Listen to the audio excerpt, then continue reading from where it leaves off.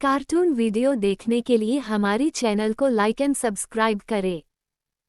એક ગરમીનો દિવસ હતો। એક કાગડો ખોરાક અને પાણીની શોધમાં ઘણે દૂર નીકળી ગયો હતો।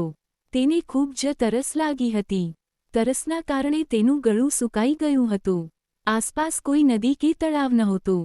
પાણીની શોધમાં તે આમ તેમ ભટકતો હતો। ઘણી શોધ પછી તેની નજર એક માટલા કોઠી ઘડા પર પડી। તે ખુશ થઈને માટલા પાસે ગયો અને તેમાં જોયું। માટલામાં પાણી તો હતું, પણ તે ઠીક ઠીક નીચે હતું। કાગડાએ પાણી પીવા માટે પોતાની ચાંચ લંબાવી, પણ તેની ચાંચ પાણી સુધી પહોંચી નહીં। તેણે પાણી પીવા માટે ઘણી મહેનત કરી, પણ બધી મહેનત નકામી ગઈ। કાગડો નિરાશ થયો નહીં, તે હિંમત હાર્યો નહીં। તેણે આજુબાજુ નજર ફેરવી, તો તેને નજીકમાં કાંકરાનો ઢગલો દેખાયો। આ જોઈને કાગડાને એક યુક્તિ સૂઝી। તેણે ધીરજથી અને મહેનતથી એક પછી એક કાંકરો પોતાની ચાંચમાં ઉપાડ્યો અને માટલામાં નાખવા માંડ્યો। જેમ જેમ કાગડો કાંકરા નાખતો ગયો, તેમ તેમ માટલાનું પાણી ધીમે ધીમે ઉપર આવવા લાગ્યું।